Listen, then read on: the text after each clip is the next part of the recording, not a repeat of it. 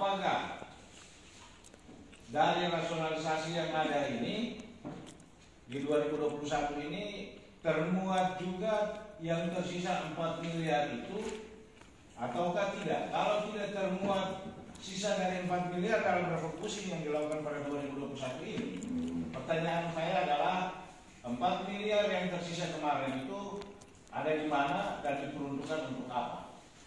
Itu yang pertama. Yang kedua, dari penjelasan dari hasil laporan ini, hasil refocusing ini, dia menunjukkan angka 45 miliar 500 sekian. Dari penjelasan pemanfaatan ini, saya tidak melihat yang diperuntukkan untuk tim gugus COVID. Karena di sini mulai dari item pertama untuk dinas kesehatan, badan keuangan aset, kemudian dukungan untuk vaksinasi, kemudian dukungan pada kelurahan, kemudian insentif tenaga kesehatan, kemudian itu saja. Sementara alokasi untuk gugus COVID tidak ada. Akan tetapi tadi dari penyampaian yang disampaikan oleh Bapak Asisten 1 sebagai juru bicara tim COVID menyatakan bahwa ada anggaran sebesar 500 yang sudah dipergunakan sebesar 400 dan tersisanya 100 lebih. Pertanyaan saya, ini anggaran yang dipergunakan oleh tim gugus COVID ini dia berasal dari mana? Ini mungkin bisa dijelaskan. Yang kedua, berkaitan dengan kesulitan. Ini untuk Pak Asistennya. Ya, ini sudah tidak jubir COVID lagi, tapi untuk Pak A1 yang jabatannya melekat. Untuk kesulitan yang dialami oleh pihak rumah sakit, ya, saya sebagai ketua komisi dan juga anggota komisi meminta kepada Asisten 1 untuk melakukan audit kepada rumah sakit umum daerah berkaitan dengan kekurangan anggaran yang ada sehingga kita bisa mendapatkan kekurangan realnya itu berapa dan itu harus dipenuhi untuk bisa memberikan pelayanan yang maksimal kepada pasien yang ada di rumah sakit umum daerah. Jujur, saya tidak tahu apakah kekurangan pelayanan yang di sana ini diakibatkan karena kekurangan anggaran atau apa, tetapi supaya kita semua objektif, maka Asisten 1 tolong perintahkan Irda untuk melakukan audit sehingga kita tahu kebutuhan realnya itu berapa untuk pelayanan. Kita fokus dulu pada pelayanan COVID ini. Karena jujur dengan COVID ini rumah sakit disepi dengan penyakit-penyakit yang lain. Nah, maka COVID ini yang harus menjadi prioritas utama. Itu berkaitan dengan hal-hal umum. Sementara hal-hal teknis Bapak A1, kita semua tahu bahwa COVID ini berbahaya dari cara penyebarannya. Akan tetapi rumah sakit itu membiarkan pengunjung itu masuk keluar itu di ruang COVID. Pernah kita punya satu masalah yang sama-sama kita tangani Bapak A1. Ya. Tidak bisa teman-teman di rumah sakit beralasan bahwa masyarakat ini tidak bisa diatur, tidak boleh begitu. Karena ini berbahaya, maka tolong minta aparat kepolisian, aparat penegak hukum yang ada untuk menjaga di situ, seperti yang dilakukan di rumah sakit Kupang. Ini masuk keluar bebas ini. Kemudian Pak As, berkaitan dengan teman-teman tenaga pengaman baik itu dari tentara, polisi, tolong, ya saya tidak tahu apakah bisa kesejahteraannya juga diberikan perhatian Pak. Karena teman-teman itu juga saya lihat sebagai garda terdepan juga itu dengan teman-teman dinas kesehatan. Yang terpenting Bapak As dan Ibu Dewi Nakes ini tidak boleh insentifnya terganggu. Ini sama sekali tidak boleh, karena mereka ini ada di garda terdepan. Teman-teman sudah mempertaruhkan nyawa, mempertaruhkan semua untuk bagaimana penanganan COVID. Malah ada yang sudah menjadi korban daripada COVID ini. Sehingga hak-hak mereka itu harus dipenuhi, sehingga konsentrasi mereka hanya pada bagaimana melaksanakan tugas berkaitan dengan hal-hal yang lain, yang honor-honor di kantor orang itu break dulu. Kalau memang itu ada, itu juga fokus usul kok, perhatikan orang ini dulu. Bapak A1, ya, supaya dalam menjalankan tugas juga mereka bisa baik lah. Dari saya itu dulu, mungkin ada tambahan daripada Bapak Komisi 3, waktu kesempatan saya berikan. Pak Denny. Pertama, masyarakat sekarang tidak mau datang ke rumah sakit. Karena apa? Dengan tinggi orang bilang nanti sebuah kita. Betul. Pertama saya coba menyampaikan Terima kasih. Bagaimana masyarakat kita di siaran kita membiarkan COVID ini merajalela. Contoh, pasien meninggal didampingi oleh keluarga sampai mau akhir keluarga hasilnya positif, tetapi orang-orang yang dekat tidak dirapi, dicari tahu. Itu yang membuat kepercayaan masyarakat kita tuh dengan ini tidak betul. Bukan saya perlu beri. Coba ada kemarin sampai kasih mana ini Pak? Tunggu satu jam, tapi telur dan positif. Terus orang-orang dekat kita biarkan. Ini masalah besar. Ini yang ada di otak masyarakat. Kenapa? Dari awal-awal tidak telusuri. Dia betul tahu tidak. Ada orang tua pergi. Pas mau mati dari mereka. Ini dong punya pikiran begitu berarti mana tidak betul. Terus kedua, kalau memang itu rapid, orang-orang dekat yang merawat pasien yang ada, seharusnya ditelusuri dan jangan sampai dia pergi ya, dia menyebar di satu tempat. Kedua, macam intensif untuk tenaga kesehatan sebenarnya yang foto. Orang sedang di sini kesehatan, orang ini malas kerja.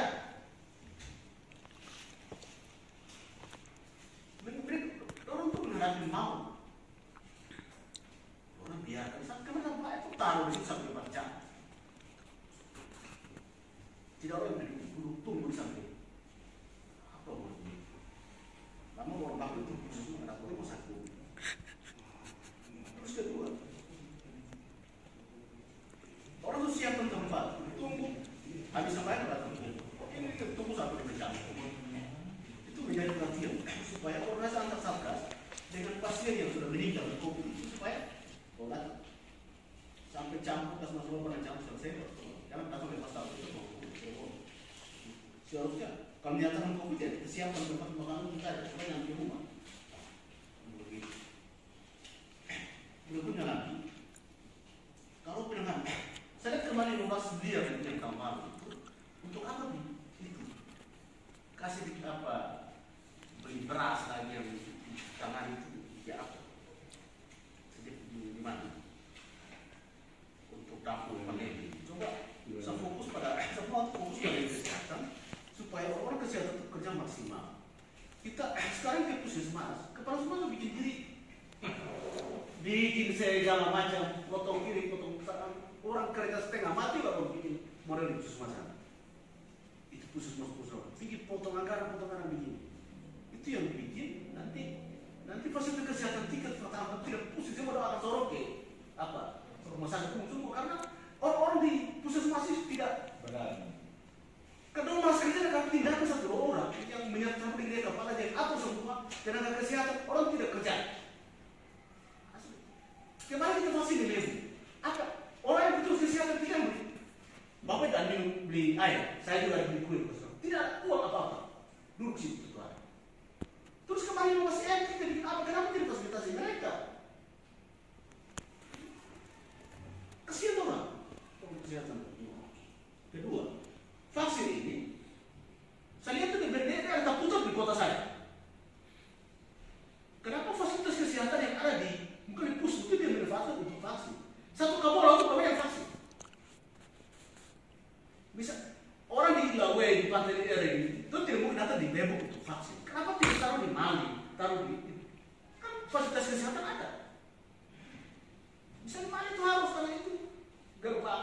berwisata dan segala macam itu harus operasi.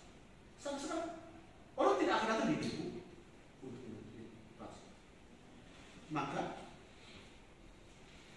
kita punya kerja yang awal-awal COVID masih ada di Wuhan sana, kita lebih aktif, proaktif dan segala macam untuk penanganan COVID. Sekarang kita keseruan ibadah dan segala macam, ada yang tahu tidak pusing untuk masuk ke gereja. Pasien sudah naik tinggi dan sekarang. Maka namanya potong-potong binatang. Kalau belajar di kesehatan jangan potong. Karena akan saya rasa akan berdampak pada pelayanan. Bayangkan intensif dalam 1 tahun tidak dibayar. Dokter dengan perawat, karena satu di waktu itu juga naik. Kalau Pak rumah sakit sampai ke 90-an, itu dong punya rasa ketakutan terhadap pelayanan terhadap pasien COVID. Sekarang begini, coba saya harap rumah sakit supaya itu orang sakit datang itu bisa memang COVID, jangan mati baru orang bilang COVID. Tiap hari bisa di Mali mungkin 1000 orang bangun berdiri, kita tahan sampai mobil orang hampir bakar. Itu karena orang begini. Maka harus diatur secara baik.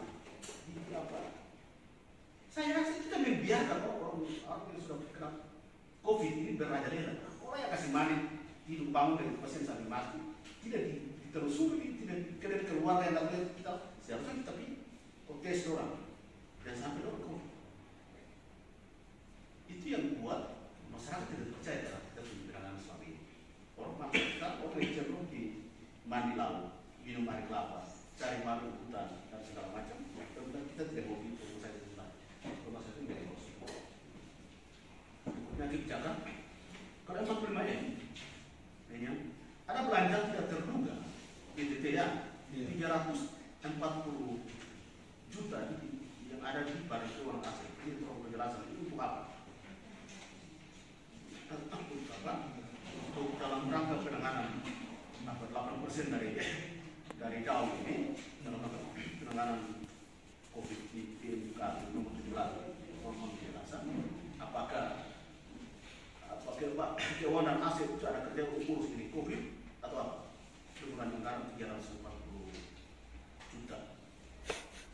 Ini berikutnya sampai pada tingkat kelurahan yang di sini sudah ada beberapa desa kan sudah ada dana desa yang bisa untuk penanggulangan dampak COVID ini. Kelurahan ini yang tolong itu kalau sampai bulan Agustus ini kalau berarti ini kegiatan sudah jalan ya.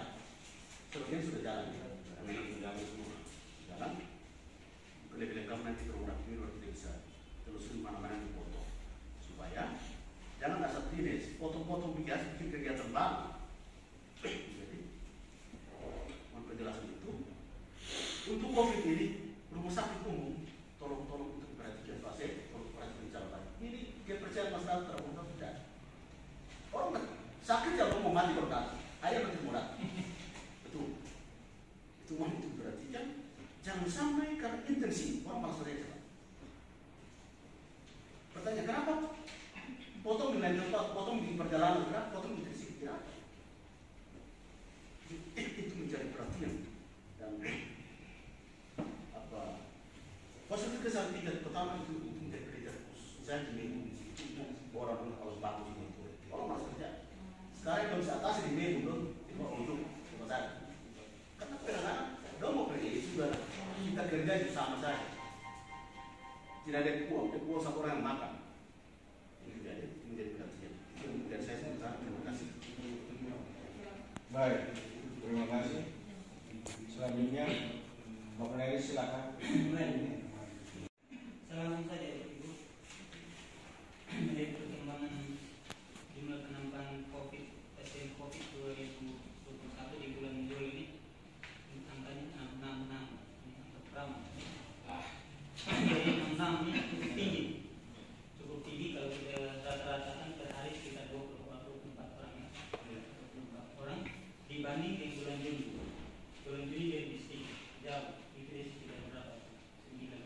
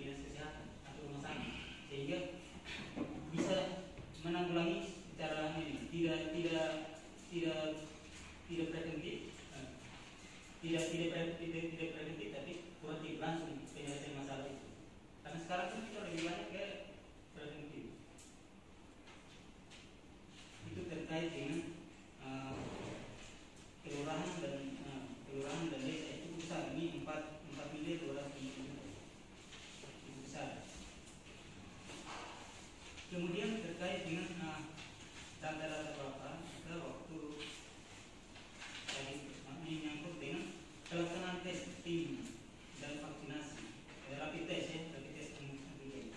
Dari jumlah mulai apa nih, sampai 11 Agustus ya, sebanyak 10.306.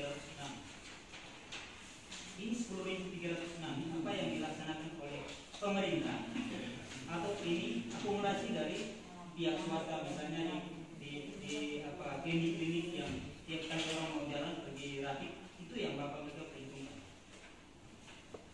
sehingga kita bisa tahu apakah ini menggunakan rapid test ini menggunakan anggaran negara atau pribadi yang pergi rapid test di saat dia mau pergi. Mungkin dari saya beberapa itu yang saya tambahkan dulu sementara. Saya kembali. Baik, terima kasih. Bapak Bapak, baik, terima kasih. Langsung saja, karena kan kita tahu kondisi sekarang pandemi ini kan bagaimana ya, satu hal yang haram untuk kita terima. Tapi kondisi ini sudah terjadi. Alokasi anggaran begitu besar, penyakit ini tidak besar. Coba alokasinya besar, penyakitnya menurun banyak. Ini saya tidak mengerti. Sehingga pola penanganan harusnya sangat keras. Coba kita lihat ini akibat daripada penumpukan masyarakat di pasar. Jadi kita lihat karena pengalian pasar masuk di satu tempat, maka tingkat penyebaran COVID ini semakin ganas. Maka harus dipertimbangkan.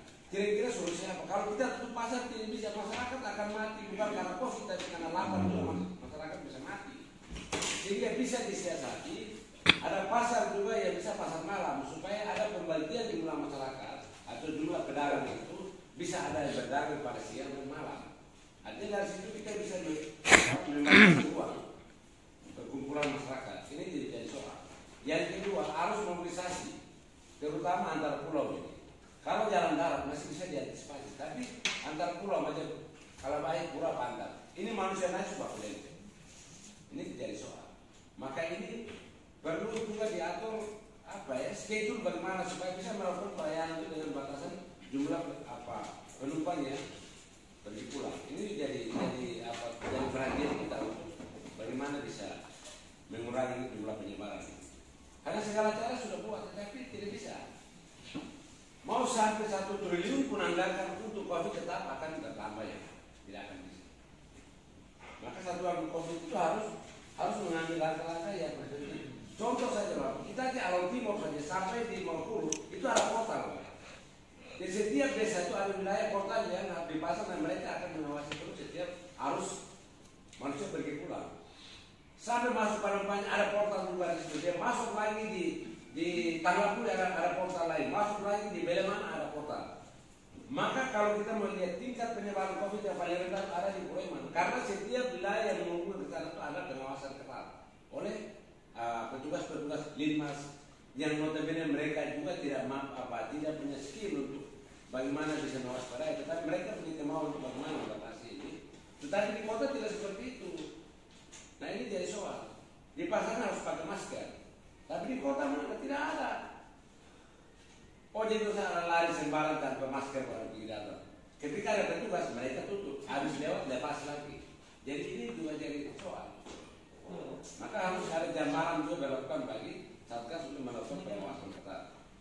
Baru budaya kita ini Bapak As. Kalau bisa orang yang mati karena COVID itu jangan bawa pulang rumah lagi. Ini budaya kita ini kan datang menangis pelok dia tidak tahu kalau manusia yang mati karena COVID. Dia cium main-main berparah manusia suka aku antaruh, tapi itu penyakit tidak dapat jalan lagi. Ini juga jadi soal. Sehingga COVID itu babi di satu tempat mana kok karantina kubur di situ sudah supaya selesai. Kalau kita bahas kemarin di Mali itu kalau lomba kubur, kalau sudah COVID babi di situ lagi orang tambah ribut saja.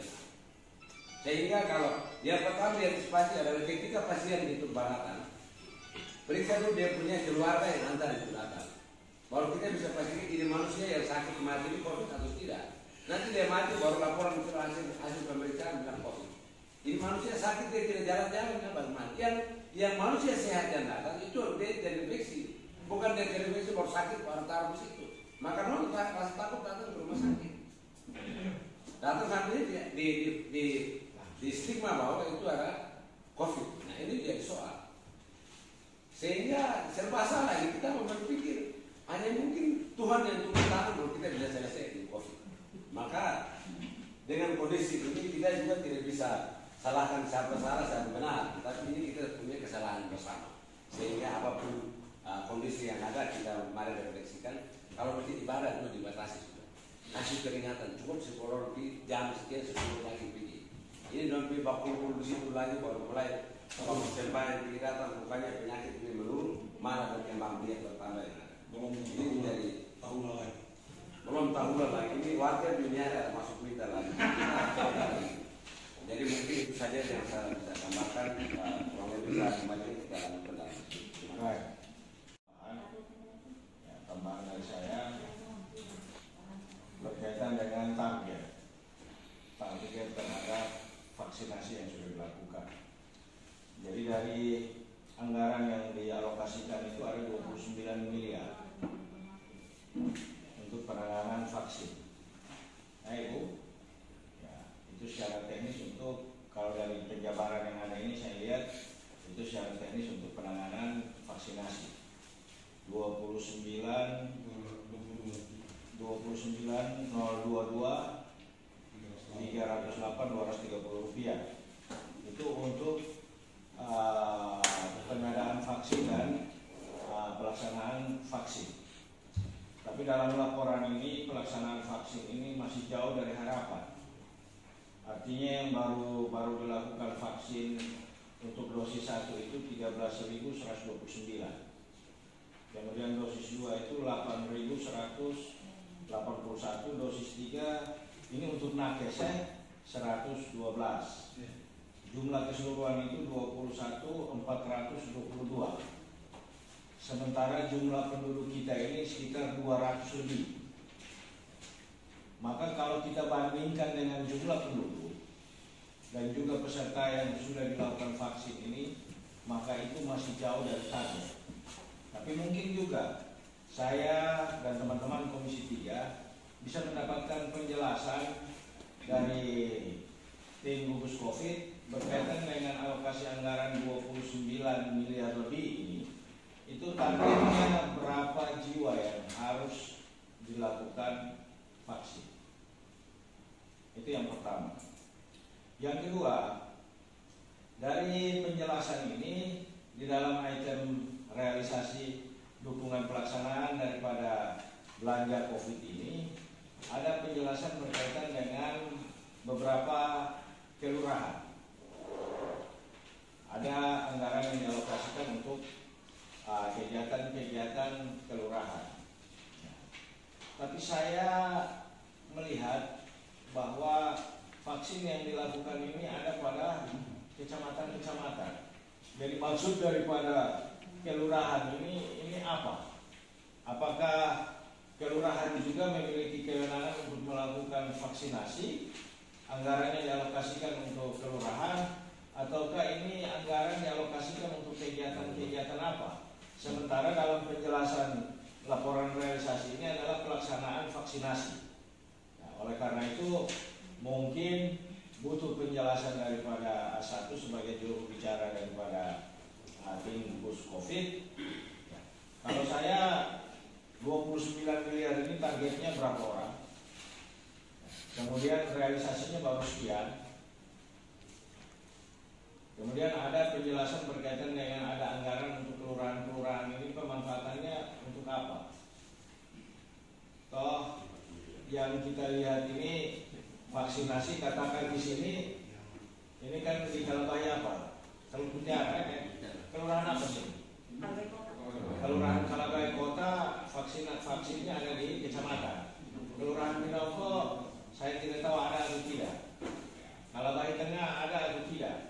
Ini mungkin ada penjelasan daripada tim gugus COVID. Kita berharap bahwa di kelurahan-kelurahan dan juga desa-desa kalau memang tenaga kesehatannya memadai, ya bisa di semua wilayah ini ada pelayanan-pelayanan berkaitan dengan vaksinasi sehingga mempercepat target daripada pelaksanaan vaksinasi ini. Mungkin itu dari tambahan dari saya berikan kesempatan kepada tim gugus COVID untuk memberikan penjelasan. Waktu kesempatan saya beri. Dalam menindaklanjuti itu, pemerintah daerah sudah melakukan penyesuaian rekening belanja dan refocusing besaran yang kita terima di Kabupaten Alor sebesar 18,9 miliar lebih. Dan itu sudah kita jabarkan kepada semua OPD berdasarkan sumber dana DAU dan peruntukan dan prioritas belanja. Ikutan dari itu, menindaklanjuti PMK 17, pemerintah Kabupaten Alor juga harus menyediakan 8% dari sumber dana DAU untuk penanganan COVID. Oleh karena itu, kami dari keuangan berkoordinasi dengan OPD-OPD terkait yang punya program kegiatan yang benar mengenai dengan penanganan COVID dan dampak ikutan dari COVID untuk kita siapkan. Jadi dari sumber dana DAU yang kita terima sekitar 565 juta lebih, miliar lebih, 8% dari itu sekitar 45 miliar. Dan laporan dari pemerintah daerah sebagai syarat salur DAU sudah pemerintah daerah sampaikan ke Kementerian Keuangan maupun Kementerian Dalam Negeri. Berkaitan dengan nilai 45 miliar yang sudah kita distribusikan, ada sejumlah program kegiatan yang tersebar di beberapa OPD termasuk Dinas Kesehatan dan juga belanja yang bersumber dari BTT. Perlu saya sampaikan juga bahwa realisasi berkaitan dengan sejumlah program kegiatan dan belanja yang kita akomodir untuk bentuk pendanaan dari pemerintah daerah berkaitan dengan tindakan PMK sudah kita laporkan juga secara bertahap kepada pemerintah pusat. Untuk penanganan COVID dari kecamatan yang mungkin tadi disampaikan oleh Bapak Ketua Komisi, dapat saya jelaskan bahwa di penetapan APBD 2021 sudah kita sediakan dana yang ada di kecamatan berkaitan dengan pemulihan ekonomi. Namun menindaklanjuti dengan sejumlah kondisi yang sekarang terjadi di perubahan anggaran, nanti kita menyesuaikan karena kemarin kita sudah melakukan asistensi untuk semua OPD berkaitan dengan belanja prioritas menindaklanjuti kondisi yang terjadi sekarang. Jadi untuk semua rekening belanja dan penyesuaian itu akan kita sampaikan di saat pembahasan perubahan APBD 2021. Sekian dari saya kembalikan. Baik, terima kasih Mama PRD. Demikian Bapak Ketua Komisi. Selanjutnya Pak Kadis Kesehatan, khusus Direktur Rumah Sakit Umum Daerah, berkenaan dengan kendala-kendala yang terjadi di Rumah Sakit Umum, teknik pelayanan yang terjadi, kemudian ketersediaan keuangan yang tadi saya sudah sampaikan mendahului, lebih detail lagi Bapak kalau menjelaskan. Kemudian juga berkaitan dengan hal-hal yang terjadi, masukan-masukan masyarakat yang terjadi soal kadang-kadang dokter yang tidak melakukan kontrol kepada pasien COVID di ruang COVID. Itu tolong disampaikan kepada Bapak Ketua dan Bapak Komisi. Silakan. Baik, salam sejahtera Bapak Ketua Komisi dan anggota komisi. Pertama-tama perlu kami jelaskan untuk masuk 2021 anggaran rumah sakit itu masih minus kurang lebih 4,5 ya 4,5 disertai Bapak suara yang pasti. ya baik. Nah, akibat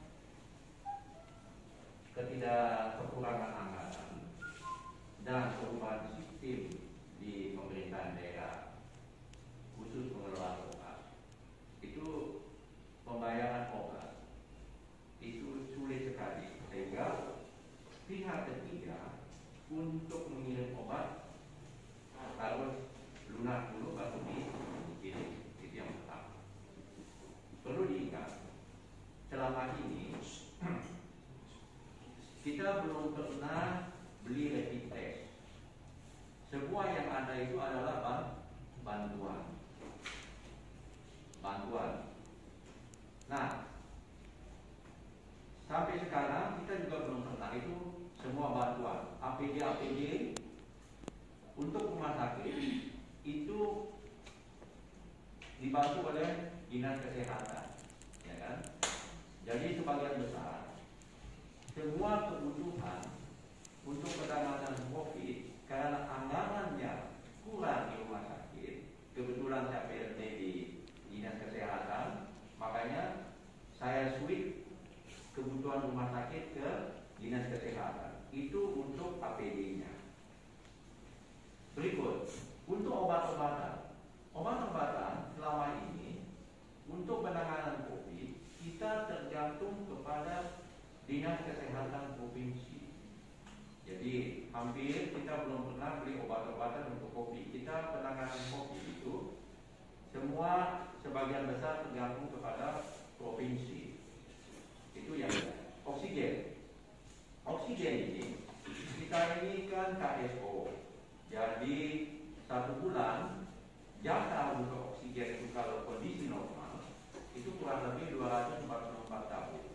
Nah, untuk tahun 2021 memang anggarannya 12 bulan, tetapi itu dipotong karena kita masih punya utang 4 bulan. Jadi ketersediaan oksigen itu hanya 8 bulan saja. Itu pun kalau pemakaian tidak meningkat. Tetapi kenyataannya untuk penanganan pasien COVID itu peningkatannya itu 3 sampai 4 kali.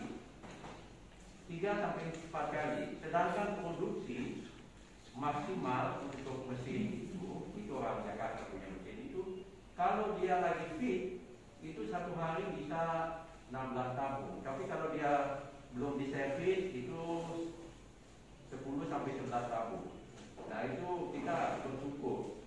Tetapi tidak bisa memenuhi kebutuhan untuk pasien COVID. Maka itu masyarakat mengeluh. Nah, sekarang gantinya selain itu tabung oksigennya, tabung oksigennya terbatas produksinya, kita kasih oksigen konsentrator. Oksigen konsentrator itu tahun lalu kita ada beli 10. Tahun ini Dinas Kesehatan Provinsi meminjamkan 10 mesin. Itu tidak sama dengan oksigen, tetapi itu bisa dipakai untuk sementara ketika dia membutuhkan oksigen. Itu namanya oksigen konsentrator. Nah, semua seperti rapid test itu bantuan dari BNPB. Kemudian kita minta bantuan ke pengusaha. Begitu juga dengan masker dan yang lain-lainnya. Seandainya kasusnya ini terus dia tidak melandai, kita akan kolaps. Itu yang dia akan kolaps karena kita tidak punya pendanaan khusus untuk COVID. Itu pendanaan khusus untuk COVID. Permasalahan ada di situ. Sedangkan Bapak Bupati, kita ada 2 tahap. Yang pertama dulu masuk ke tahun 2021 itu waktu sidang terakhir juga penetapan anggaran, Bapak Bupati sudah langsung telepon sama saya malam-malam.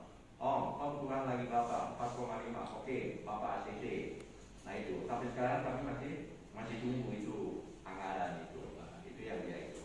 Nah terus dengan meledaknya kasus COVID ini, 3 bulan ke depan ini, 3-4 bulan ke depan ini, kita sangat membutuhkan pasien otonom, rapid test, APD. Nah itu kalau dia sampai Desember itu, kalau dia tidak melandai, kurang lebih kita butuh anggaran untuk menangani itu 3,5. Itu masalah refocusing itu RSUD di tengah kekurangan anggaran harus mengikuti refocusing. Refocusing itu hampir 1 miliar.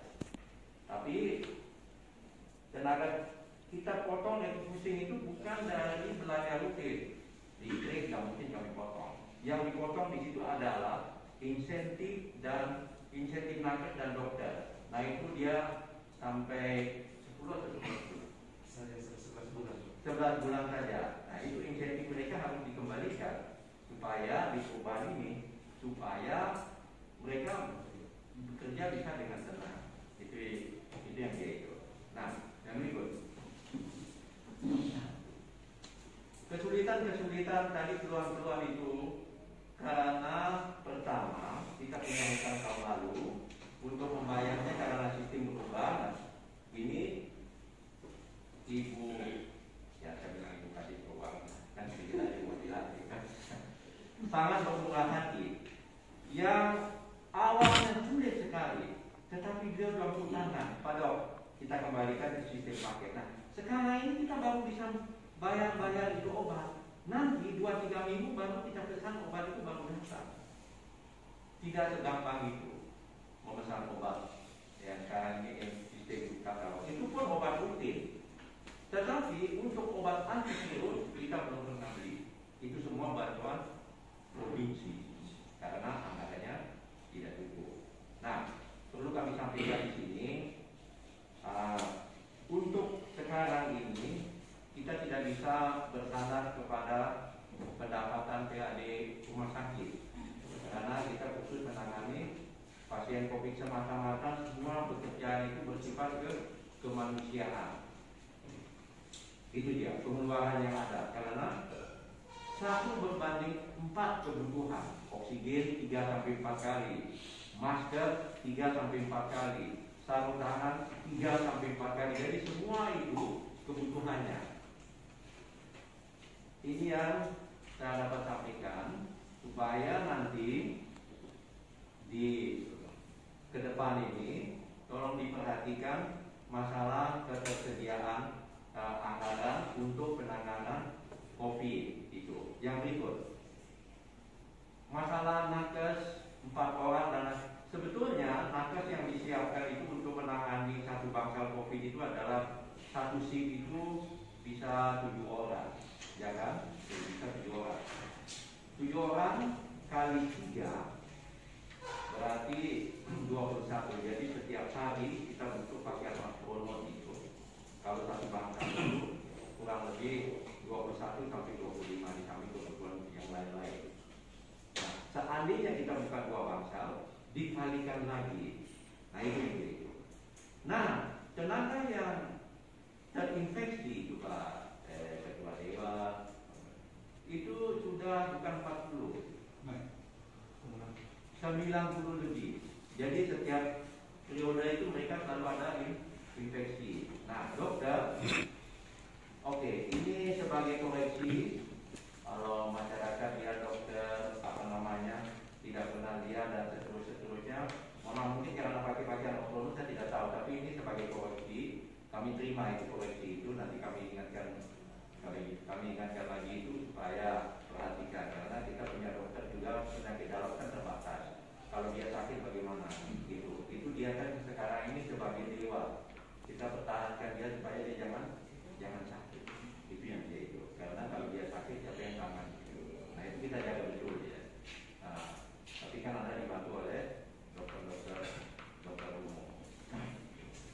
Tahun lalu juga ketika kasus COVID meledak itu, saya terima kasih ingatkan saja, dana COVID itu adalah DAP untuk pembelian angkas, bukan untuk beli masker atau APD dan seterusnya. Jadi sebagian besar kebutuhan kita itu disuplai dari bantuan sampai sekarang. Itu yang tapi kalau terus begini meledak terus begini kita tidak bisa bertahan. Kita harus berusaha mengadakan sendiri, rapid sendiri, bagian astronot sendiri, dan masker juga, karena masker ini, kebutuhan masker ini luar biasa besarnya. Ini yang itu. Jadi oksigen juga, oksigen ini Bapak Ketua, ini saya bisa bacakan ini. Nah, kekurangan kita itu yang besar itu, kalau dia kasus meledak itu kebutuhan untuk bahan habis pakai itu sampai bulan Desember itu 3,5 M seandainya itu meledak. Tapi kan kita harus lihat juga. Terus refocusing tenaga itu yang sudah diambil yang itu mesti dikasih kembali. Karena kalau tidak kita tidak bisa bayar di bulan Desember. Insentifnya, ya, insentif dokternya, ya, terus penambahan untuk oksigen, karena tadi 8 bulan, setiap bulan kita bayar 54 juta, tetapi dengan adanya COVID itu dia bisa 2 kali lipat, jadi mesti ditambah lagi kurang lebih 450 juta.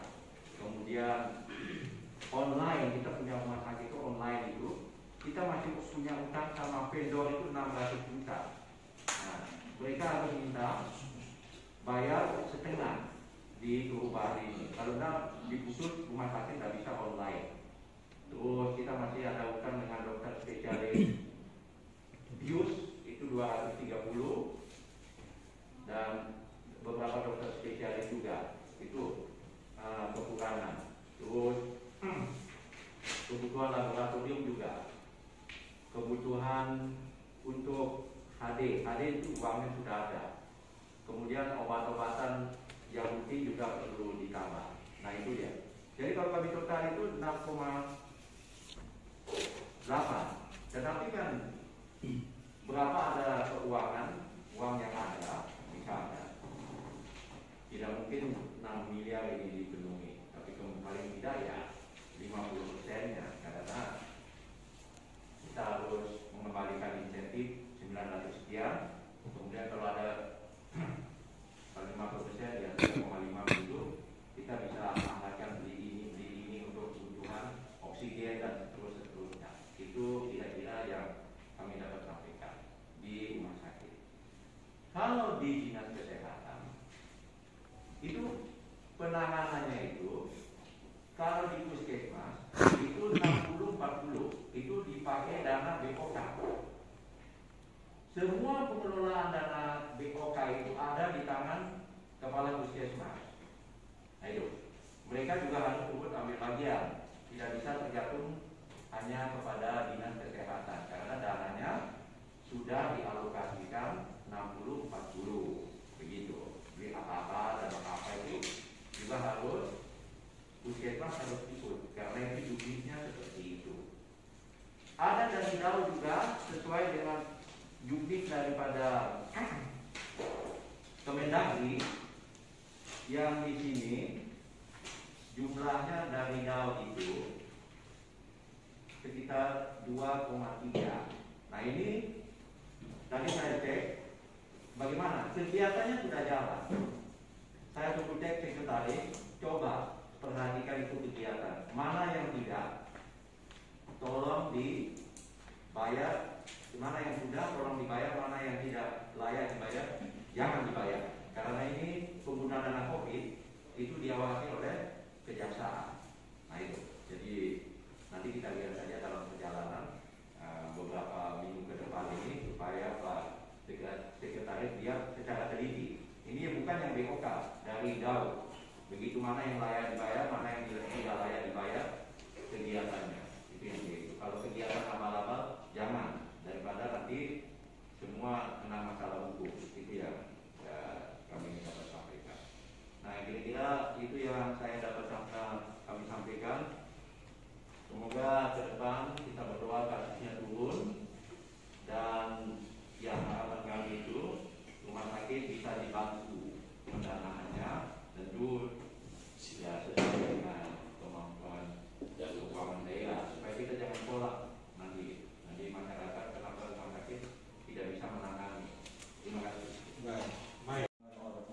Untuk pelaksanaan vaksinasi itu 15,625. Ya, 15,625 itu targetnya berapa banyak? Berapa ribu orang untuk dilakukan vaksinasi? Karena di dalam laporan yang diberikan ini kan baru 21.400, tetapi itu juga variatif pada dosis 1, dosis 2, dosis 3. Sementara untuk dosis pertama itu baru 13.000. Baru 13.000. Nah ini mungkin ada penjelasan. Yang kedua, karena kita ingin tahu realisasinya itu sudah sejauh apa begitu. Ya, ini vaksin ini kita ingin tahu. Ya, kalau dari 15 ini katakan targetnya untuk 15.000 orang, 13.000 yang sudah tervaksin. Saya tidak bicara tahap 2, tahap 3, tapi saya bicara tahap pertama. Dari 15 miliar ini berapa orang yang ingin ditargetkan untuk dilakukan vaksin? Malahan sekarang ini dari 15 ini apakah untuk vaksin tahap pertama, tahap kedua, tahap ketiga juga untuk pembelanjaannya? Sementara tahap pertama saja banyak yang belum melakukan vaksinasi. Banyak yang belum melakukan vaksinasi. Dan sekarang banyak juga yang mencari vaksinasi tahap pertama ini. Ini mungkin ada penjelasan dulu. Kemudian yang kedua, dari penjelasan laporan realisasi dukungan pendanaan itu BTT bantuan tak terduga itu 340 yang dialokasikan untuk kepentingan COVID, tim gugus COVID ya. Tetapi dari laporan penggunaan anggaran ini melebihi daripada BTT yang dialokasikan dalam realisasi ini. Ini juga mungkin ada penjelasan berkaitan dengan kelebihan ini. Karena di anggaran yang dilaporkan realisasinya itu 340, tetapi penggunaan yang digunakan oleh teman-teman di gugus COVID itu mencapai 406 dalam akumulasi 500 tersisa 100 sekian. Mungkin ini ada penjelasan dari teman-teman gugus COVID. Yang kedua, itu yang kedua. Yang ketiga berkaitan dengan miskomunikasi yang sering terjadi.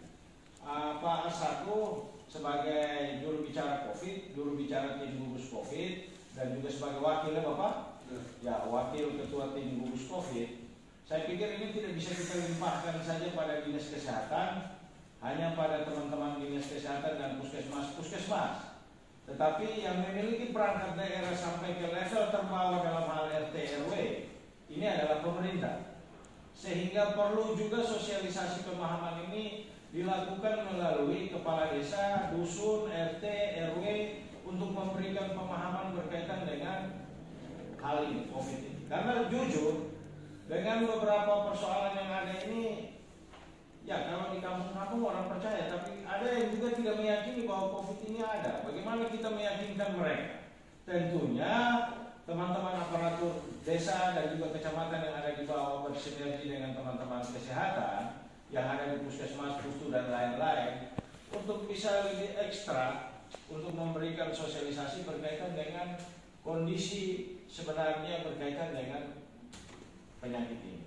Kalau tidak, kita akan menemui berbagai kendala yang akan terjadi di tingkat atas di saat kalau ada rujukan-rujukan datang, maka bisa saja terjadi bentrokan-bentrokan yang tidak sampai pada fisik, tetapi ada perdebatan-perdebatan yang berakibat kerja tim gugus ini juga akan bisa terhalang. Oleh karena itu, saya lihat bahwa strategi penanganan COVID-19 poin keduanya itu kan bagus sekali, memperkuat desa dan kelurahan.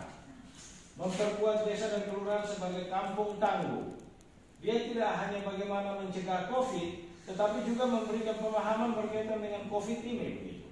Sehingga masyarakat yang ada di pelosok-pelosok ini mengetahui betul COVID ini seperti apa, cara penanggulangannya seperti apa, dan juga jika bermasalah mereka sudah tahu bahwa oh ini persoalannya adalah COVID. Sehingga hal-hal yang kita alami di rumah sakit itu tidak terulang lagi, hal-hal yang kita alami di tempat pemakaman itu tidak terulang lagi, karena masyarakat sudah betul-betul memahami bahwa COVID ini ada. Jadi kalau kita serahkan ke puskesmas saja, itu mereka juga tentunya di desa-desa itu Bapak, saya tahu persis bahwa tidak hanya COVID, tetapi dengan perubahan iklim yang ada ini, tentunya penyakit semakin banyak dan teman-teman di puskesmas dan pustu itu memiliki kesibukan yang cukup tinggi untuk hal-hal sedemikian rupa. Sekarang orang sakit orang takut datang ke RSU, tapi orang pasti di puskesmas. Nah ini yang menjadi masukan saya dan juga pertanyaan saya berkaitan dengan dua hal tadi, yaitu 15 itu targetnya berapa banyak orang, realisasinya baru sekian orang. Kemudian yang kedua, di dalam bantuan tak terduga BTT yang dilaporkan oleh teman-teman dalam realisasi anggaran ini itu tergambar 340, tetapi dari laporan gugus COVID itu anggaran yang digunakan sebanyak 400 lebih. Kelebihannya ini dari mana? Sementara realisasinya ini kan sedemikian rupa, apakah ini berupa panjang atau apa? Mungkin ada penjelasan dari teman-teman supaya kita bisa sepemahaman. Itu yang ketiga. Yang berikut, saya juga berharap kepada pemerintah, terutama teman-teman yang berkompetensi, kalau ada perubahan-perubahan anggaran, tolonglah kami DPR juga diberikan laporan, diberikan pemberitahuan bahwa telah dilakukan refocusing ini untuk kepentingan-kepentingan ini. Itu yang berikut. Yang keempat, Pak Kadis, saya mendapatkan banyak keluhan berkaitan dengan kebijakan surat edaran yang dikeluarkan oleh Camat Teluk Mutiara yang memberikan jam berusaha untuk malam hari itu sampai pada jam 10 malam. Pak Asisten 1, esensi daripada COVID ini adalah mengurangi kerumunan, bukan membatasi jam berusaha. Kalau orang berusaha dari jam 7 sampai dengan yang disampaikan sekaligus penegasan kepada kami satuan tugas dan juga di dalamnya ada OPD terkait dalam satuan tugas termasuk UPT Kadis Keuangan untuk kita bisa melihat kembali sekaligus beberapa hal yang perlu kita memberi respon kembali. Karena itu ada hal yang sifatnya penjelasan dari satuan tugas kami akan memberikan penjelasan secara rinci nanti. Hal yang berkaitan dengan soal keuangan dan juga hal-hal berkenaan dengan teknis pelaksanaan di dinas kesehatan maupun rumah sakit umum daerah dalam penanganan COVID. Kami beri kesempatan untuk teman-teman dari dinas kesehatan untuk menjelaskan. Nanti secara keseluruhan dan satuan tugas kami akan mengakhiri itu. Karena itu kami beri kesempatan pertama kepada Ibu LP Kadis. Ada beberapa hal yang tentunya perlu kita memberi informasi sekaligus penjelasan lagi soal dana sisa 2020 4 miliar dari 15,8 kemarin yang kita anggarkan. Apakah dia termasuk di dalam 45 yang kita sudah sampaikan kepada anggota Ketua dan anggota komisi dari 45 itu, dan itu diperuntukkan untuk kalau misalnya tidak termasuk dalam 45 itu diperuntukkan untuk apa? Itu mungkin ada penjelasan. Kemudian dari 45 miliar yang ada item-item untuk COVID itu khusus untuk gugus tugas itu kita juga bisa menjelaskan untuk penanganan di satuan tugas. Kemudian BTT, saya pikir kalau BTT tadi saya sudah sampaikan dari kurang lebih 555 itu 340 yang sudah ada dalam rincian tadi yang kita sudah manfaatkan, dan tambahan lagi kurang lebih 215 yang sekarang kita akan manfaatkan dari 750 yang ada di BTP yang kita gunakan. Karena itu nanti mungkin dipertegaskan kembali oleh Ibu LP Kadis. Kemudian berkenaan dengan khusus untuk insentif kesehatan, saya pikir ini nanti juga menjadi bagian dari Sekretaris Dinas Kesehatan untuk menjelaskan itu. Itu beberapa hal yang tentunya menjadi penjelasan dari Ibu PKS. Kalau ada hal yang tadi juga dicatat, saya pikir nanti dilengkapi ya Ibu PKS untuk melengkapi secara keseluruhan untuk anggaran itu, termasuk target vaksin nanti nanti Pak Sekretaris menjelaskan.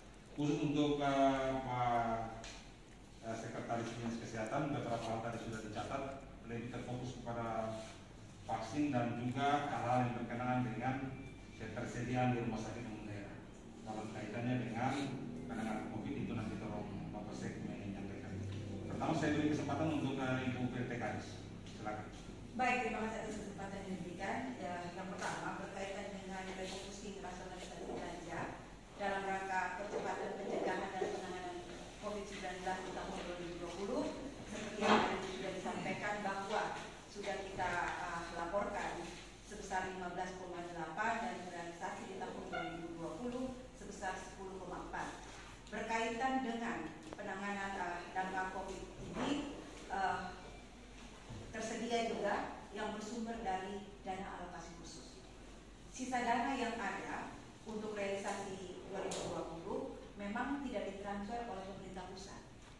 karena memang tidak digunakan di tahun 2020. Jadi untuk sisa yang kita laporkan ini tidak ditransfer dan tidak merupakan komponen dalam besaran 8% yang sudah ada di tangan Bapak semua.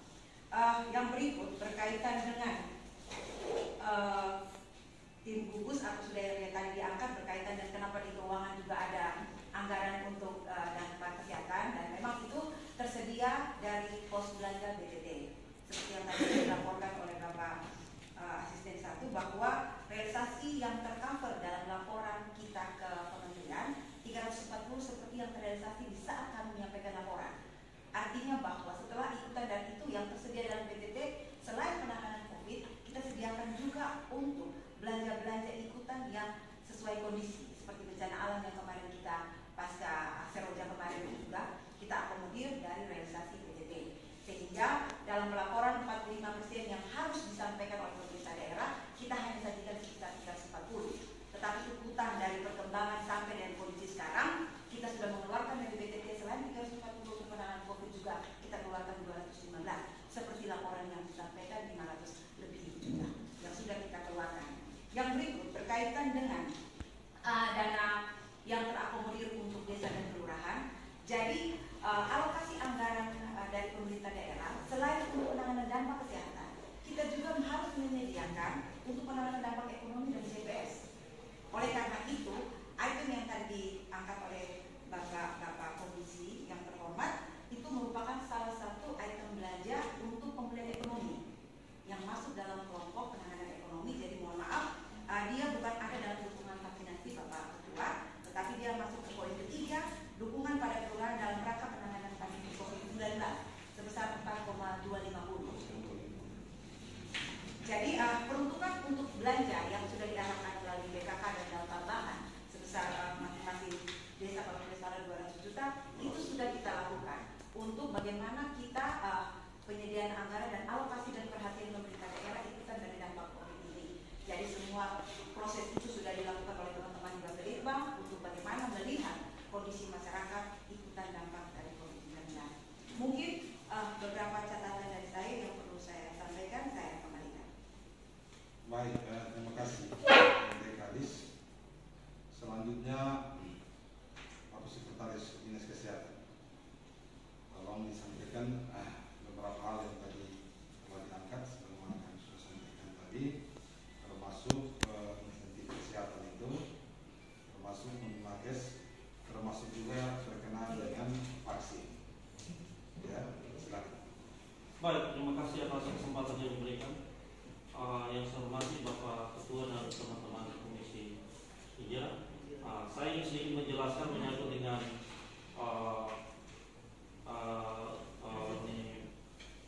insentif nakes yang kemarin dilakukan oleh Komisi.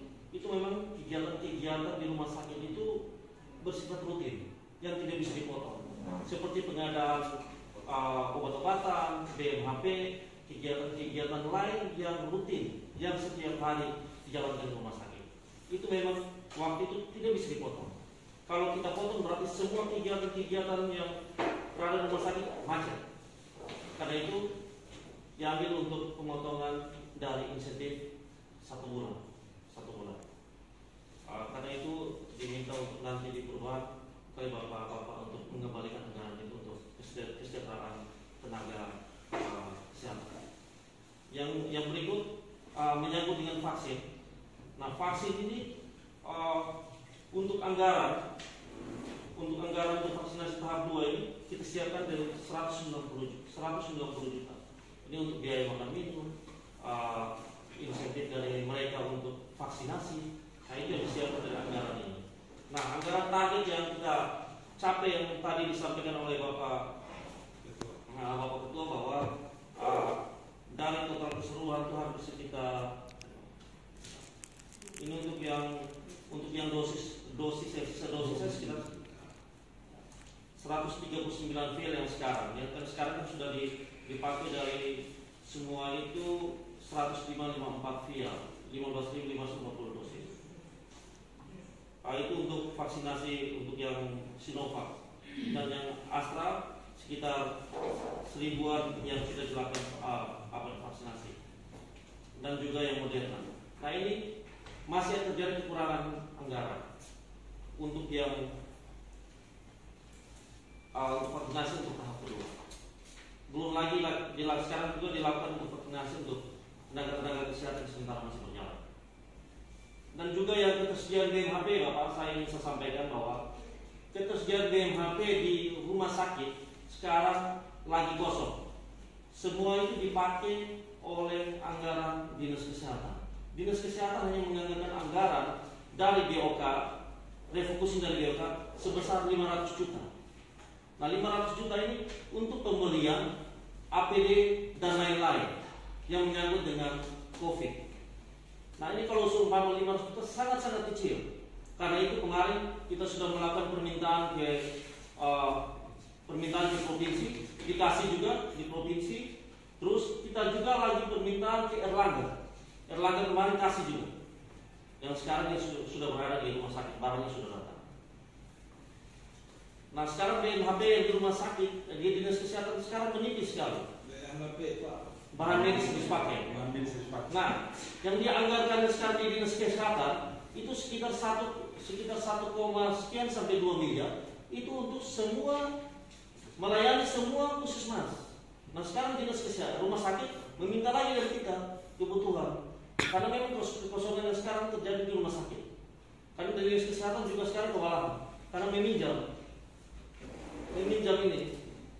Karena itu diminta Bapak untuk memperhatikan kesejahteraan teman-teman di rumah sakit menyangkut dengan bahan medis harus pakai dan obat-obatan. Obat-obatan juga untuk beberapa bulan ini sekarang lagi kolaps karena kita banyak utang.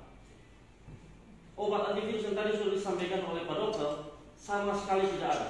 Kemarin saya berusaha ke provinsi dapat obat antivirus, hanya beberapa dos saja yang dikasih. Jadi kita memang keterbatasan sekali untuk penanganan COVID, memang betul keterbatasan kalau kita menyangkut dengan obat-obatan juga. Kemarin juga diminta oleh data-data dari kejaksaan, dikasih juga saya semua item obat antivirus untuk COVID, saya kasih hanya ini saja obat kita, tidak ada lagi. Dan ini pun bantuan, ini pun hanya bantuan, tidak ada untuk kita pembelian. Karena pembelian itu adalah kegiatan obat-obat rutin. Seperti contoh saja kemarin ada pasien COVID yang komorbidnya itu adalah DM dia susah, sekarang sesak dan butuh obat insulin. Nah insulin itu sampai saya di Pak Dokter cari gitu, kan kesusahan kita insulin. Karena itu kita harus membayar dulu di perusahaan dulu, kita bayar dia dulu, karena kita masukkan kita bayar dia, baru dia kasih kita obat. Kalau tidak dia lock kita, tidak bisa ambil obat. Dan sudah Mama Dewi sudah bantu kemarin, kita sudah pakai. Terima kasih Mama Dewi sudah bantu. Sekarang sudah kita usaha untuk bisa untuk berjalan normal. Karena memang di rumah sakit itu sangat urgent. Kalau diperhatikan bahwa di rumah sakit itu sangat urgent. Kalau mungkin itu saya bisa saya sampaikan, saya kembali. Baik, terima kasih Bapak Sekretaris Dinas. Jadi Bapak Ketua Komisi dan anggota, saya pikir beberapa hal berkenaan dengan anggaran, Ibu PRT sudah sampaikan bahwa berkenaan dengan pengelolaan manajemen penanganan di rumah sakit sudah disampaikan oleh Pak PRT Sekretaris Dinas. Ada beberapa hal yang tentunya mungkin saya secara keseluruhan menyampaikan kepada Bapak Ketua Komisi dan semua anggota. Beberapa hal yang dipertanyakan, saya memberi atensi kepada Bapak Ketua Komisi. Saya sepakat Bapak Ketua Komisi. Ya, pikiran pertama untuk melakukan audit di rumah sakit umum.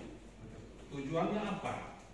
Tadi Pak Kadis sudah sampaikan kekurangan, sekretaris sudah sampaikan ada utang, ya, utang di perusahaan yang menyediakan sarana prasarana obat-obatan dan sebagainya, ya, untuk kepentingan itu. Karena itu biarkan, ya, diaudit dulu, sehingga ketika diaudit kekurangannya berapa itu, sehingga ada kepastian, dan itu memberi ruang juga untuk Ibu PRT dari keuangan kita bisa dari CPD kita bisa melihat itu, dan kemudian kita tidak meraba-raba.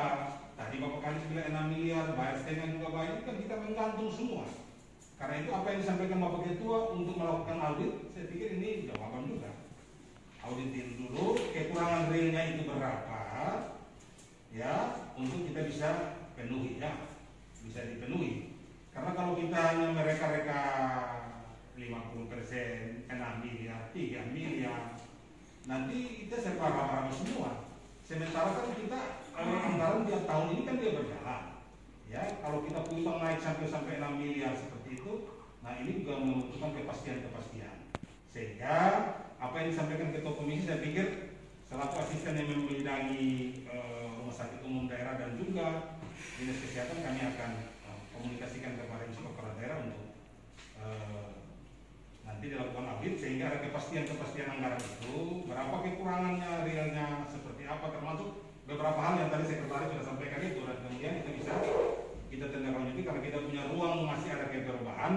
Tentunya sebelum sampai ke sana kepastian itu sudah ada, audit sudah dilakukan dan ada kepastian itu sudah kita lakukan. Terima kasih Bapak Ketua Komisi untuk pikiran yang sangat baik sekali untuk kita bisa menjawab segala hal yang menjadi kebutuhan-kebutuhan dari teman-teman di Rumah Sakit Umum Daerah. Kemudian yang kedua, berkenaan dengan kesalahan Rumah Sakit Umum Daerah biarkan pengunjung masuk jaga pasien yang ada di Rumah Sakit Umum Daerah. Saya harus menyampaikan kepada Ketua Komisi dan seluruh anggota ini ada punya keterkaitan dengan apa yang tadi Pak Anggota Dewan Terhormat Pak Denny tadi sampaikan juga, ya, soal manajemen penanganan ini sampai kepada pasien meninggal dunia.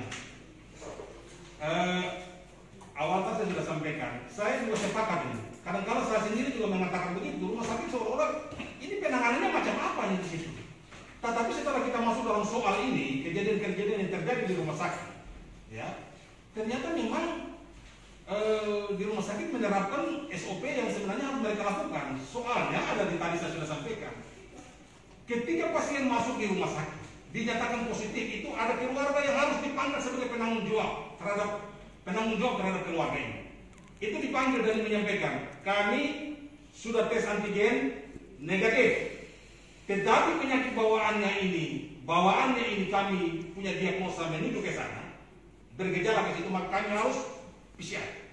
PCR itu ukurannya itu kepercayaannya itu 99% untuk mengatakan itu, membenarkan itu.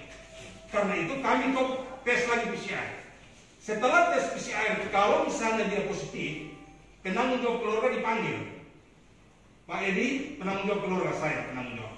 Saudara yang bersangkutan positif, kami minta kepada keluarga untuk mendukung ini. Penanganannya dilakukan secara COVID. Karena itu keluarga kami perkenankan satu.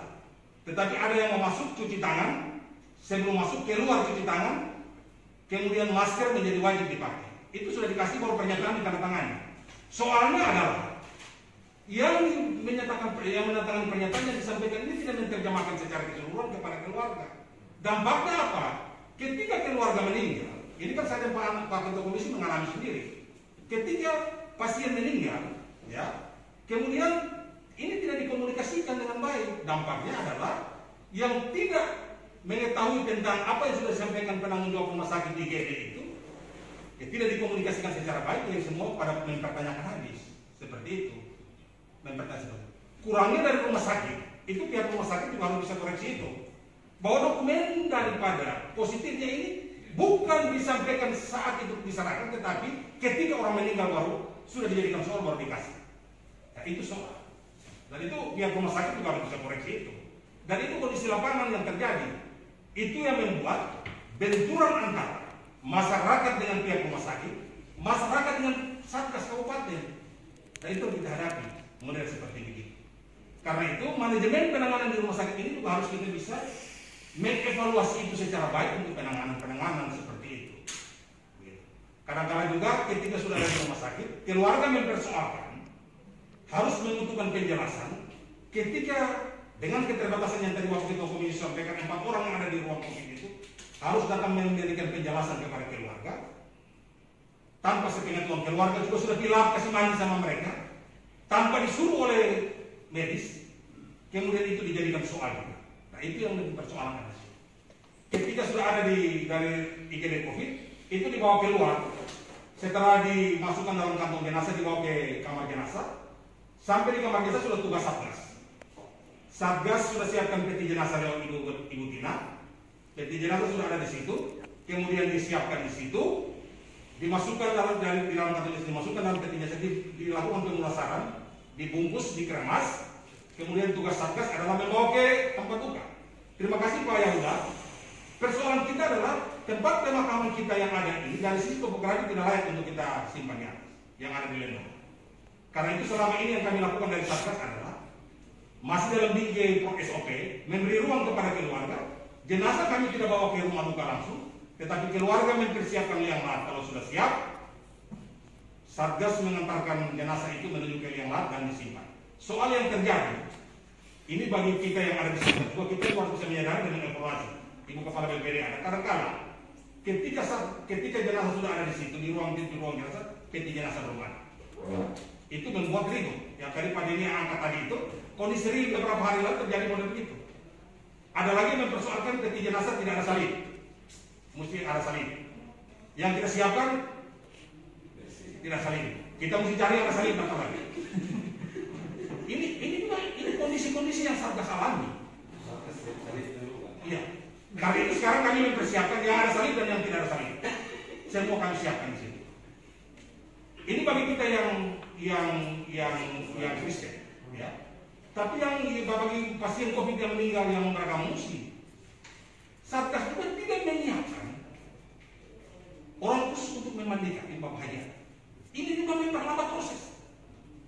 Kenapa tadi saya bilang kita berencana untuk bangun posko terpadu di sini, termasuk yang memandikan jenazah itu kami siapkan, sehingga kecepatan waktu, ya, penanganannya cepat, itu semua keterpaduan ini ada di sini. Jangan kita baku tunggu lagi, sehingga proses itu terjadi dan itu kita laksanakan. Kadang-kadang kondisi di rumah sakit sudah kaos karena keluarga mempertanyakan dan mempersoalkan.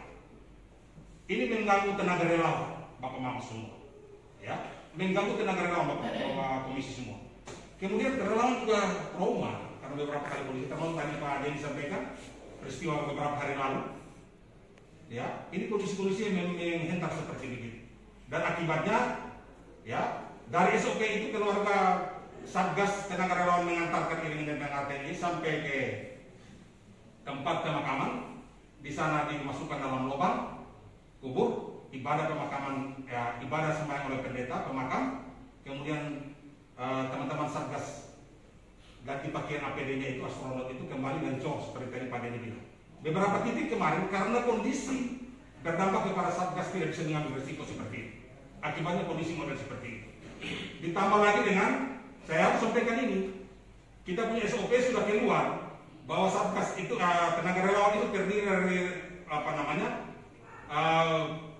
tenaga BPBD, relawan BPBD, Tagana, dan juga satuan polisi Pamong Praja. TNI Polri akan membackup ketika tenaga-tenaga ini tidak ada. Dan kondisi yang terjadi hanya tenaga yang ada di BPBD dan ada di dinas sosial Tagana. Ini yang membuat kesulitan-kesulitan relawan ini. Dan memang kondisi lapangan saya sampai rumah ketua komisi dan semua, bahwa kadang-kala juga menjadi polemik. Ada masyarakat juga tidak menerima pasien COVID ada di tengah-tengah masyarakat untuk dimakamkan. Itu terjadi beberapa hari lalu di Kelurahan Kalbai Tengah. Dan itu saya sendiri karena relawan takut antar. Saya bilang sudah pertaruhan saya antar. Dan ketika kita bawa di sana, penolakan besar-besaran terjadi. Saya berhadapan dengan masyarakat dan aparatur pemerintah di bawah. Dan hampir ribut, hampir kasus besar.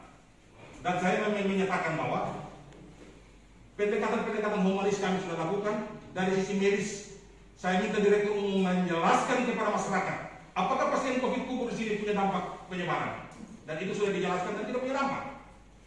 Dan karena itu dilakukan dan diterima. Tetapi kondisi terjadi di lapangan, ancaman buat tenaga-tenaga relawan. Kalau relawan ini tidak mengangkat lagi, apa yang terjadi Bapak dalam keterbatasan itu? Karena itu kami tetap dari Satgas membackup mereka, memberi semangat motivasi untuk mereka tetap bekerja secara maksimal.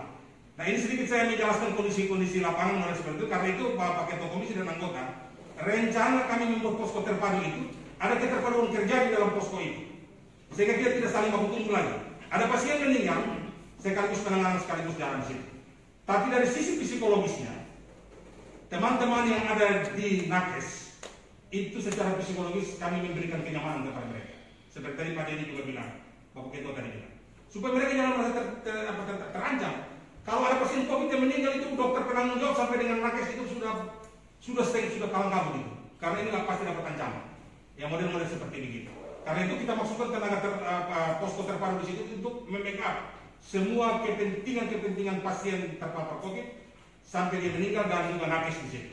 Sehingga proses penyelenggaraan itu dia jalan, paling tidak keamanan itu juga bisa terjadi untuk penanganan itu. Saya pikir itu menyangkut dengan itu untuk tenaga pengamanan Pak Ketua Komisi. Sampai hari ini memang kami dari satuan tugas kita khusus untuk hal yang sifatnya teknis saja, masih pada relawan, masih pada karantina dari nilai 500.000 yang kita lakukan penanganan kepada mereka. Sementara dari Satgas kami masih melihat bahwa ini tindakan-tindakan kemanusiaan, kemaslahatan manusia. Jadi kami masih bersifat sosial semua. TNI, Polri, tambah kami semua di tindakan kemanusiaan. Bahwa kami tidak berpikir itu, tapi penanganan kami laksanakan secara maksimal untuk kepentingan itu. Kalau itu ada lagi, saya pikir itu lebih baik lagi untuk memberi motivasi semangat untuk pekerjaan-pekerjaan ini dia bisa berjalan secara baik. Yang berikut menyangkut dengan rapid test yang tadi Pak Ketua disampaikan, Pak Denny disampaikan. Saya sempat tegur sama Direktur Rumah Sakit Umum Daerah.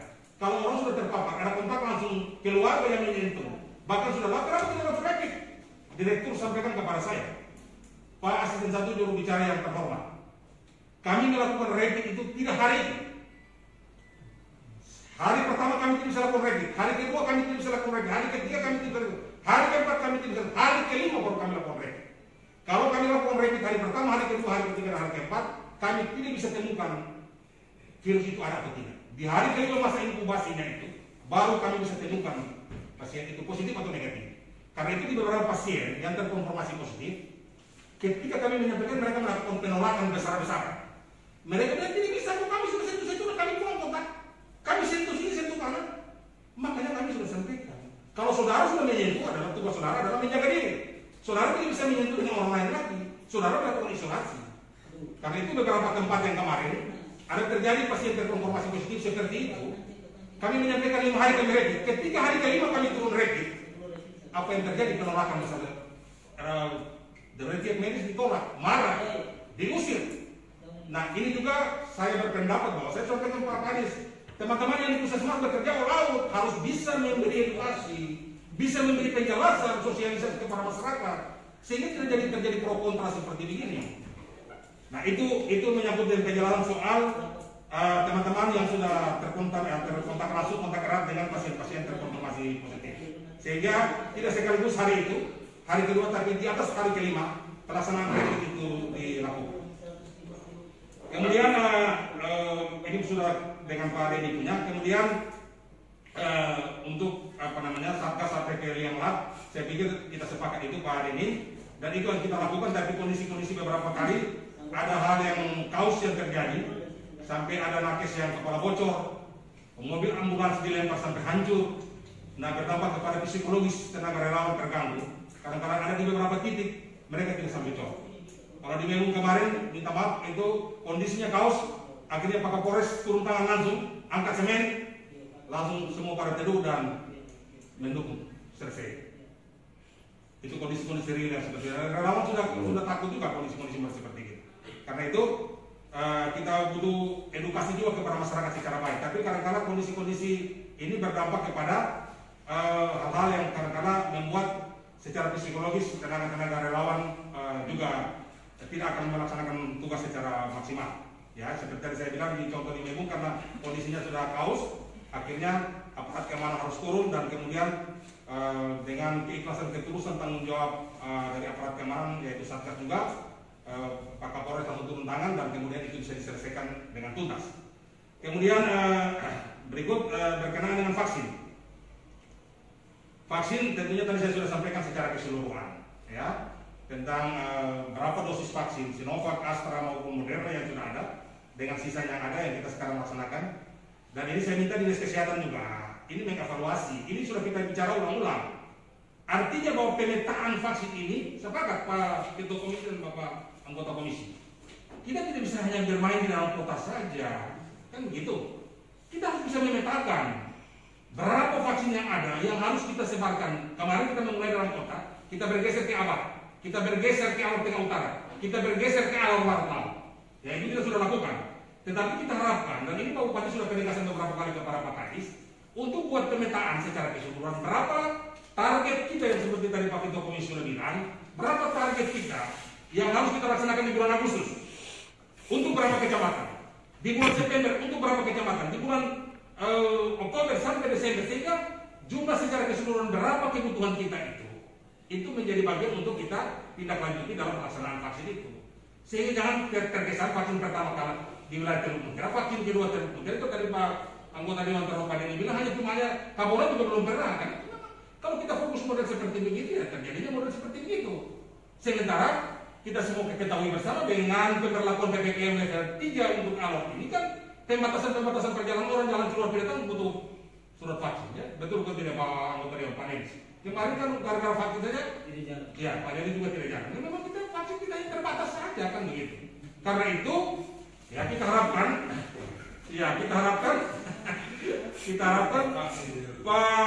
Pak Sekretaris Dinas, saya harap pemetaan. Kemarin saya mempertegaskan ini sesuai arahan Pak Bupati.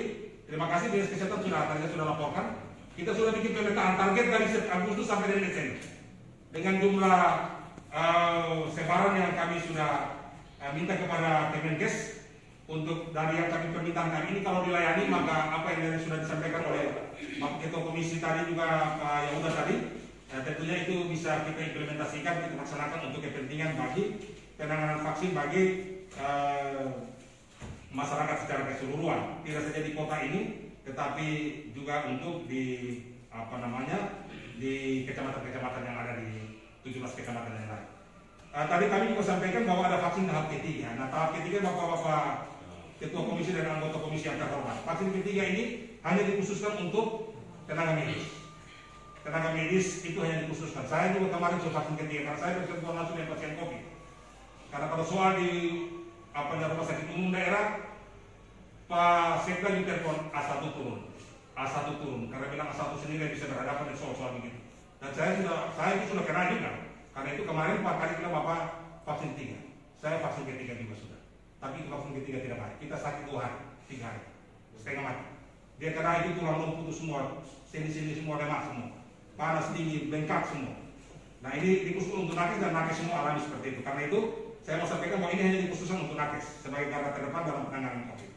Nah itu yang kami mau sampaikan soal BTT tadi. Saya pikir sudah disampaikan oleh Ibu PRT Kadis. Soal apa yang disampaikan oleh Pak Yahuda berkenaan dengan alokasi besar, penyakit semakin besar. Ya, anggarannya naik, penyakit juga tambah besar. Saya sudah beberapa kali dalam rapat komisi saya sampaikan, ini bukan soal anggaran, tetapi ini soal ketaatan dan ketertiban masyarakat dalam menaati prokes. Ya. Apalah artinya kita kasih anggaran besar, tapi masyarakat tidak taat prokes. Apalah artinya kita kasih anggaran besar, tapi masyarakat tidak ikut vaksin, sama saja. Itu dua-dua harus jalan, tiga-tiga ini harus jalan. Ya. Vaksin jalan, prokes jalan. Orang vaksin bawa sampai 10 kali tapi prokes tidak jalan tetap kena. Vaksin prokes jalan tapi kalau tidak vaksin imun tubuh tidak kuat tidak kena. Karena itu saya pikir soal ini tetap menjadi koreksi kita juga dari satuan tugas. Tetap kita butuh ekstra kerja kita yang tepat, kolaborasi kerja kita yang tepat, koordinasi kita yang baik dari kabupaten sampai ke kecamatan desa lurah untuk penanganan ini kita bisa lakukan secara maksimal.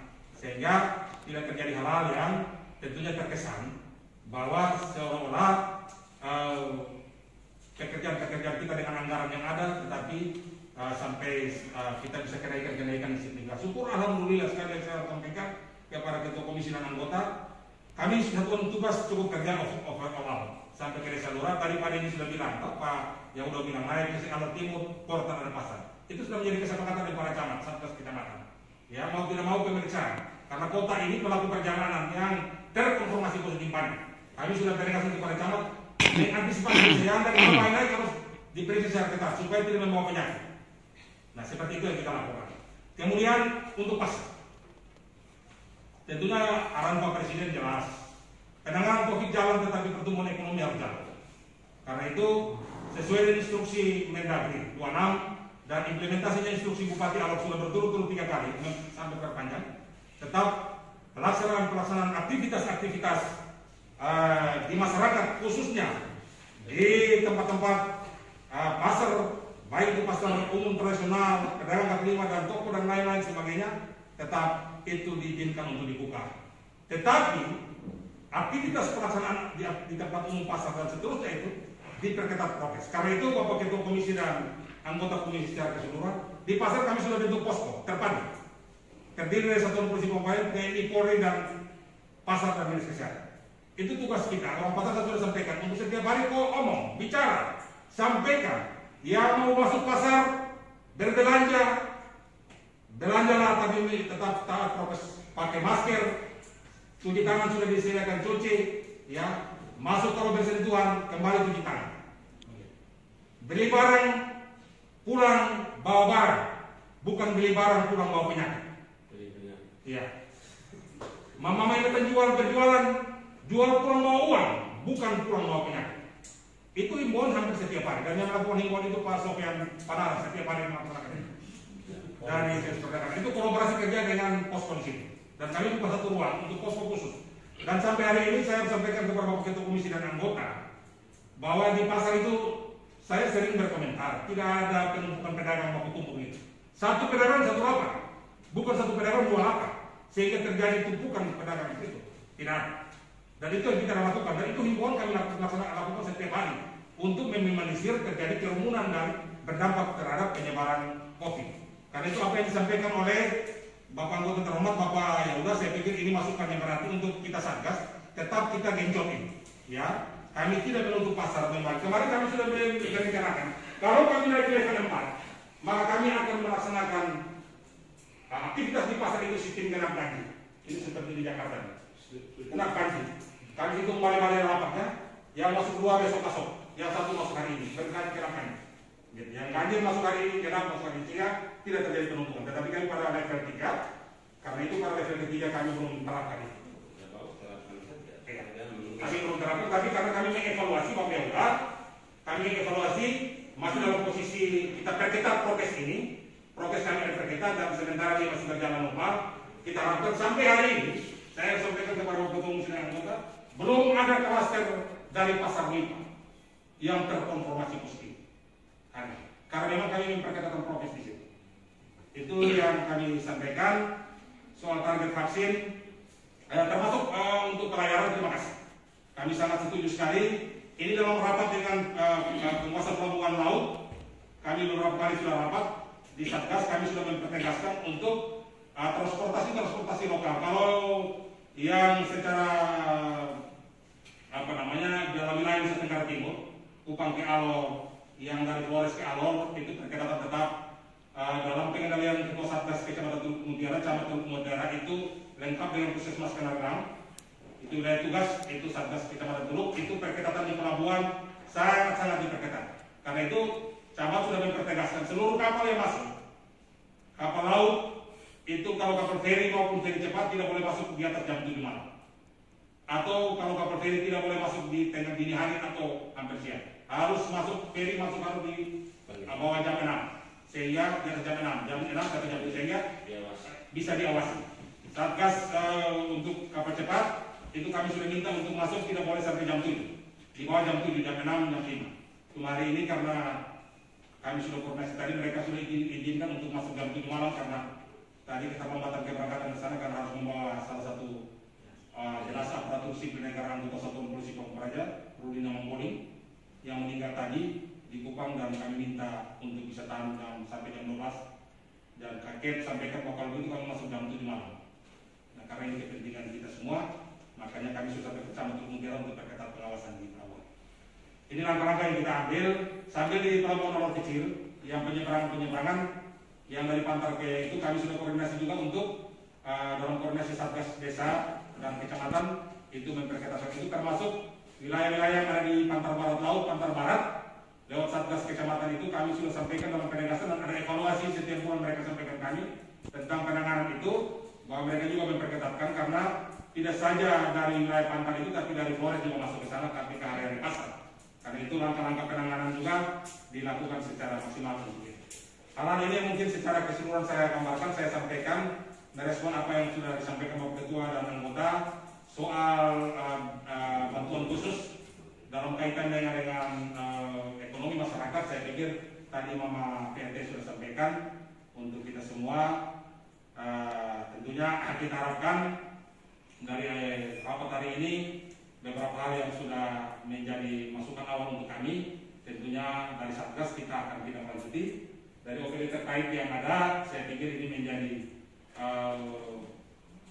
penegasan kepada kita semua juga untuk kita bisa tindak lanjuti dari masukan-masukan yang sudah disampaikan oleh Bapak Ketua Komisi dan Komisi yang terhormat. Demikian, terima kasih.